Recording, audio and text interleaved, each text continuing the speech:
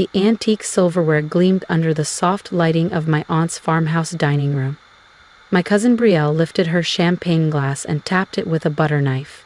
"Everyone, some news," she announced, her voice honeyed and expectant. Her blonde waves shimmered as she flashed a practiced smile. "I've been invited to interview at Rainier Locke." A hush fell. Even my uncle paused mid-carve with the turkey. Rainier Locke? The most prestigious financial firm in the Pacific Northwest? Brielle nodded proudly. "Vice President of Strategy. They reached out to me directly." Of course they did. Brielle had always been the golden one. Honors student, Ivy League, every promotion handed to her with a bow. Her triumphs filled the room like perfume, intoxicating and suffocating at once. I stayed quiet, cutting my roast chicken with mechanical precision. At 41, I'd learned how to disappear when needed, but in this family, silence only drew attention. "Aren't you thrilled, June?" My aunt beamed. "Now that's a real position, not like—" She glanced at me. "What is it you do again, dear?" I looked up. "I run a private equity firm." "Oh," Brielle giggled. "You mean your little online thing?" My uncle chimed in. "You're not getting any younger, June. Time to think long term." I clenched my jaw. They didn't know about the 9-figure acquisition I was finalizing, or the skyscraper my name would soon sit atop. Not yet. But they would. Soon. Very soon. My uncle raised his glass, glowing with pride for Brielle. I thought about my firm's recent quarterly earnings, the kind most companies only dream of, and had to stifle a grin. "When's the interview?" I asked, keeping my tone light. "Monday morning," Brielle replied, smug as ever. "Not that it matters, the job's basically mine." She paused dramatically. "The CEO requested to interview me personally." I almost laughed. I knew the email that had triggered it. Her resume had landed on my desk 2 weeks ago, forwarded from HR with a note that read, "Another legacy candidate with too much confidence. Final decision is yours, Ms. Carlyle." "Well," I said, rising from my chair. "Good luck, Brielle. I've got an early meeting." Brielle snorted. "What, another video call from your couch?" My aunt sighed. "June, when are you gonna let this little independence phase go? Your uncle could have placed you at Rainier years ago." I thought of the polished plaque on my corner office door. June Carlyle, CEO, Rainier Locke Capital. "You're right," I said, calmly gathering my things. "Maybe it is time for a change." They thought I was surrendering. They had no idea. On the drive back to my townhome in Queen Anne, something else they assumed I was renting, I let myself think back. It started 13 years ago, just after I finished my MBA. Brielle had always been the one to watch, while I quietly studied, quietly built.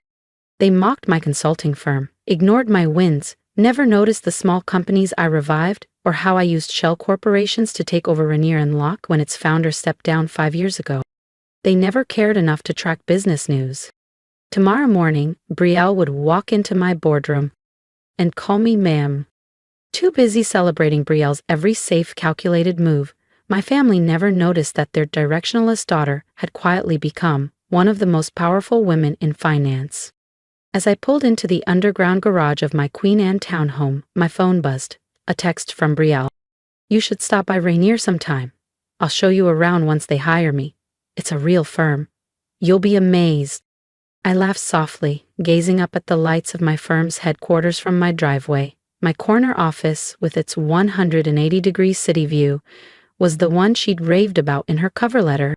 Tomorrow was going to be illuminating. Upstairs, I poured tea and pulled out her resume again. It looked solid. Good schools, consistent promotions, glowing references. But I'd done the digging. The real story was in the footnotes. The interns she scapegoated. The reports she rebranded as her own. The trail of shortcuts masked by charm. Brielle had always been a performer. Tomorrow, she'd learn that I read scripts. And write them, too. Another buzz. This time from my aunt. "Sweetheart, I hope you don't feel bad. Brielle's just had more structure. Let us help you find something stable." I let the message sit unread. In my home office, I scanned the headlines lining the wall. Forbes, Bloomberg, Fast Company. The quiet queen of capital. June Carlisle reshapes the future of finance. They never asked why I changed my last name, or how I bought out their beloved firm without a whisper. I sent one final email before bed. Please schedule Miss Brielle Langston's interview for 9 a.m. clockwise a.m. my office. Let her wait 30 minutes before being called in. A small, theatrical touch. Earned. Tomorrow, my family would finally see who I became when they stopped watching. If you've ever been underestimated by the ones who should have known you best, subscribe to the channel and stay with me, because what happens when Brielle walks into my office next is something you won't want to miss. Through the glass walls of my office, the city skyline shimmered beneath a soft spring haze. My navy blazer was perfectly tailored, my heels echoing with quiet authority across the polished concrete as I stepped out of the elevator. "Good morning, Miss Carlisle," my executive assistant Priya greeted me with a faint, knowing smile. "Your 9 o'clock arrived early." "How early?" I asked, checking the time on my watch. 8:45, ma'am. She's been in the lobby for 20 minutes, claims she was personally requested by the CEO. I set my leather briefcase on the desk and slipped out of my coat. "Let her wait another 10. How's she doing?" Priya chuckled. "She's demanded oat milk lattes, name-dropped half the executive board, and told the front desk you were her confused cousin who still thinks consulting is a career." I grinned. "Has she noticed the magazine covers yet?" "She hasn't looked up once," Priya said. "Too busy, performing." Classic Brielle. So focused on branding herself, she never noticed whose brand actually runs the place. The press coverage lining the lobby wall? All featuring me. My face, my story, my quiet climb. She patted her resume too, Priya added, laying a folder on my desk. I ran a full audit. Fluffed numbers, inflated roles. And that marketing award she brags about? It was your team's. I nodded, unsurprised. Like that science fair project she won in '05? The one I built while she was doing choreography? Priya laughed. Exactly. Send her up at 9 sharp, I said. And Priya, make sure security records the lobby feed. I'd like to archive this for personal viewing. At precisely 9 o'clock IMI, my desk phone buzzed. Miss Langston is here for her interview. Send her in. The door opened.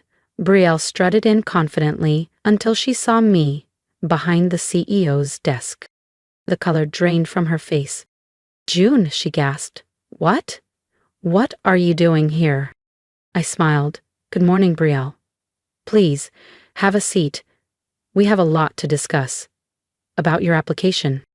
"But I'm supposed to meet the CEO," she stammered, voice cracking. I gently turned my nameplate toward her. "This would be me." "June Carlisle," I said, folding my hands on the desk. "Though I'm not surprised you never made the connection. You never really noticed anything I did." Brielle dropped into the chair across from me, her trademark composure unraveling. This can't be real. You're just a consultant. You work from your apartment."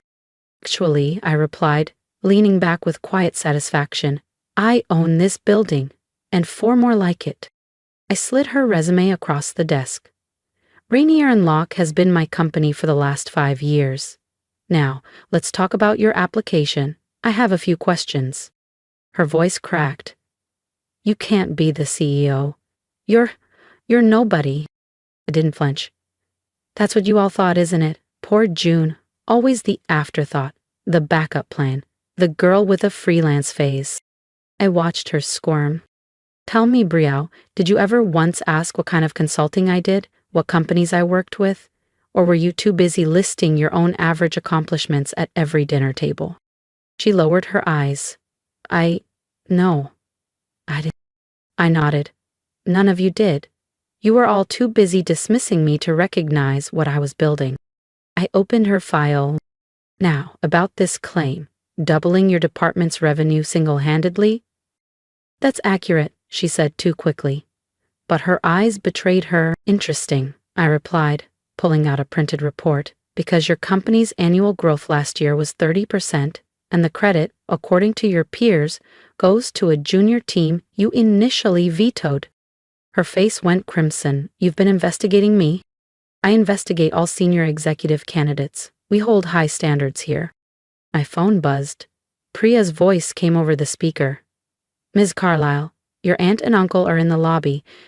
They're demanding to see you. Of course they were. Send them up, I said with a calm smile. Looks like we're due for a proper family meeting. Brielle shifted in her seat. June, look, about last night. About everything I said, Brielle began, her voice thin. Save it, I cut her off, calm but sharp. I'm not interested in apologies born out of panic. You spent years mocking me, brushing off everything I worked for. Now you'll sit and learn exactly who your underachieving cousin really is. The office door burst open. My aunt and uncle stormed in, expressions twisted in a cocktail of confusion and offense. June, my aunt gasped. What is going on here? What are you doing in the CEO's office? Good morning, I said coolly, not rising. I was just reviewing Brielle's application. You're welcome to join. We were discussing qualifications, specifically honesty and results. My uncle's voice sharpened. Enough of this ridiculous charade. You're humiliating your cousin. I stood slowly, letting the weight of my presence quiet the room. No, Uncle David. For once, you'll listen. I pressed a button on my desk. The frosted glass behind me flickered into a panoramic display. Charts, headlines, acquisition records. Financial growth under my leadership. Welcome to Rainier Locke, I said.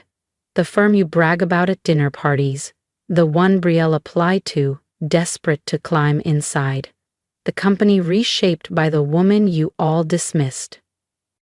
They stared, stunned, at the numbers, the headlines, Fortune, Bloomberg, Forbes, my name on every one. This can't be, my aunt whispered, sinking slowly into the leather armchair. This is all yours? Every line, I said, walking around the desk. The consulting firm you mocked? Just the foundation. While Brielle was bragging about quarterly reports she barely wrote, I was transforming failing companies. My uncle finally spoke. Why didn't you tell us?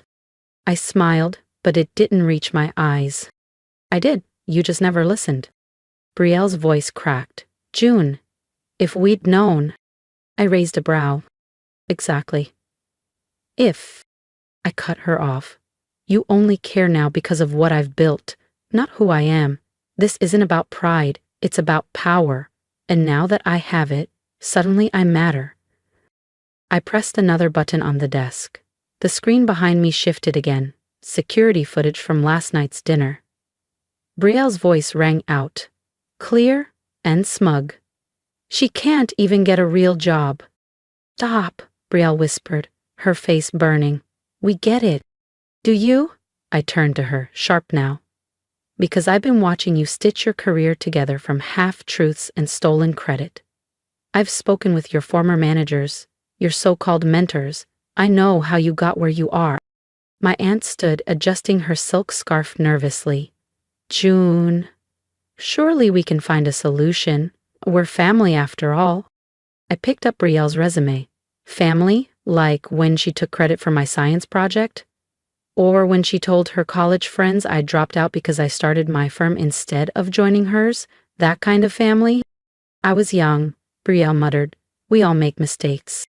Yes, we do, I said coldly. And now you live with yours. There was a knock. Priya entered with a thick folder. The background investigation you requested, Miss Carlyle. Thank you, I said, flipping it open. Falsified achievements. Workplace bullying reports, plagiarized campaigns. Brielle's face went ghostly. Those were never proven? Because your father paid to bury them, I finished. But I don't bury misconduct. Rainier Locke runs on integrity. My uncle stepped forward, tone suddenly businesslike. June, let's talk about this privately. No need for drama. You lost that privilege, I replied calmly. When you let her mock me, when you offered to help me find a real job, when you showed me, again, that nothing I did would ever be enough. I pressed another button. The office door opened. Harold Bennett, my general counsel, stepped in. "Harold," I said smoothly, "please inform my family about the consequences of submitting fraudulent information on an executive application." Harold adjusted his glasses. "Falsifying credentials at this level is grounds for immediate disqualification and in some cases legal action." Silence. And I let it sit. "Especially," Harold continued, "if former employers choose to pursue defamation or intellectual property theft." Brielle's poise shattered. "You wouldn't," she gasped. "You can't." "Can't what?" I asked, my voice calm. "Protect this company? Enforce standards I expect from every other applicant? Or are you asking for a pass? Because you're family." "June, please," my aunt pleaded, her voice suddenly fragile. "Think about the damage this could do to our reputation." I tilted my head. "You mean like the damage you all did to mine? With the years of smug comments and dismissive remarks?" I shook my head slowly. "Brielle's application is rejected, effective immediately, and I'll be forwarding our findings to her current employer. They deserve to know who's representing their brand." Brielle burst into tears. But they weren't her usual manipulative cries. These were different. Raw, real, the sound of consequences finally catching up. I turned to my aunt and uncle. "You should think carefully about how you've treated your daughters. One you praised endlessly despite deception, the other you dismissed despite her honesty and success." My uncle's jaw tightened. "You're enjoying this? Humiliating your family?" "No," I replied. "I'm doing what you should have done a long time ago. Holding people accountable." I walked to the window, gazing out at the skyline I now partly owned. "The worst part?" I asked softly. "If any of you had paid attention, genuinely, you'd have known. My name has been in the business press for years. You just never look." I turned back to them. "Now, I have a board meeting." I sat down. "Harold will escort you out. Brielle, expect official notice, in writing." "June," my aunt tried again, "we can fix this. We're still family." I met her eyes. "We're related, but family requires respect, and I've had none." As the door closed behind them, Priya entered with coffee. "You okay?" she asked gently. I opened my drawer and glanced at the old family photo tucked inside. And for the first time, I didn't feel small. Not of my aunt, uncle, or Brielle, but of my grandfather, the only one who ever believed in me without needing proof. "You know what, Priya?" I said, exhaling deeply. "Yeah, I really am okay." Over the next few months, everything shifted. Brielle's employer launched a quiet but thorough investigation into her past work. The result? A resignation that wasn't exactly voluntary. My aunt and uncle stopped showing up in the society pages. Their polished reputation faded, dulled by the uncomfortable truth that they had dismissed the daughter who built an empire while praising the one who borrowed legacies. I stayed focused, grew Rainier and Locke, led new acquisitions, mentored startups. The story eventually got out. The anonymous CEO who built an empire under the radar while her own family called her a failure. It sparked headlines, podcasts, conference invites. 6 months later, I received a letter from Brielle, not an email, a real handwritten apology. She'd taken an entry-level job, her first without family favors. She finally understood what real work looked like. My aunt's letter came months after. Humbled, hesitant, asking for the chance to know me, not the version they had imagined, but the woman I had become. I keep both letters in my desk, beside my grandfather's photo, not out of sentiment, but as a reminder. Success isn't about proving others wrong. It's about proving yourself right. 1 year later, I was in my office, reviewing quarterly growth reports, when Priya walked in with the newest issue of Forbes. June Carlisle, The Power of Quiet Success. No mention of family drama, no headlines about betrayal. It's the story of what we'd built, the industry we were changing. Because real success doesn't shout, it simply endures.